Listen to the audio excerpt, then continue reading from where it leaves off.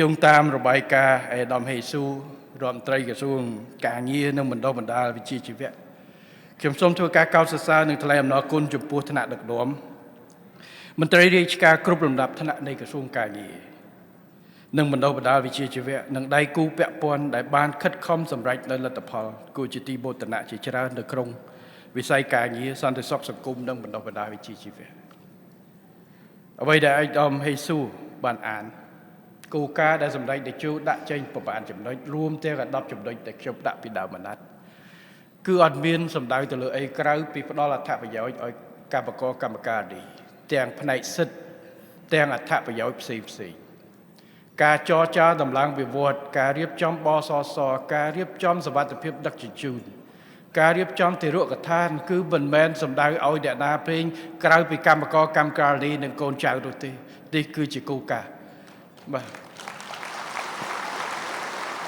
ការបង្កើតការងារគឺមិនមែនបង្កើតតែបរិមាណទេប៉ុន្តែយើងត្រូវការបង្កើតឲ្យបានច្រើនដើម្បីស្រូបយកកម្លាំងពលកម្មផ្ដល់ឱកាសផ្ដល់ជម្រើសទាំងក្នុងនិងក្រៅប្រទេសនៅខាងក្នុងយើងខិតខំធ្វើយ៉ាងណាដើម្បីឲ្យបានច្រើនមិនមែនប្រមូលផ្ដុំតែនៅភ្នំពេញតែរុញទៅតាមមូលដ្ឋានខេត្តជាច្រើនដើម្បីឲ្យបងប្អូនកុំឲ្យពិបាកចំណាក់ស្រុកកុំឲ្យពិបាកចេញពីកំពង់ចាមមកធ្វើការនៅភ្នំពេញមិនមែនបិទសិទ្ធទេប៉ុន្តែបងប្អូនក៏មានសិទ្ធមានឱកាសទៅធ្វើការនៅជើងព្រៃនៅព្រៃឈរបាទអ្នកកំពង់ធំក៏មានសិទ្ធមានឱកាសធ្វើការនៅទីនោះអ្នកស្វ័យរៀងមិនចាំបាច់ធ្វើដំណើរនេះហើយគឺជាការបង្កើតបរិមាណគុណភាពសំដៅទៅលើអីទី1គឺ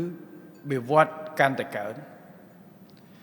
ទី2សំដៅទៅលើការគោរពច្បាប់ការងារបងប្អូនធ្វើការដោយការគោរពមិនមែន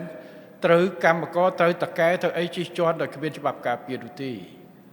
ចឹងបាទក្នុងថ្ងៃនេះមានអ្នកជាសហជីពមានអ្នកតំណាង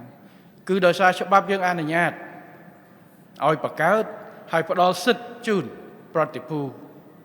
បុគ្គលិកឡើងទៅដល់សហជីពរហូតដល់សហភាពសហព័ន្ធដើម្បីធ្វើកិច្ចការងារជំនាញជួយកម្មករកម្មការទេនេះគឺនិយមន័យនៃការរៀបចំគិតគូរទាំងពីការធ្វើដដា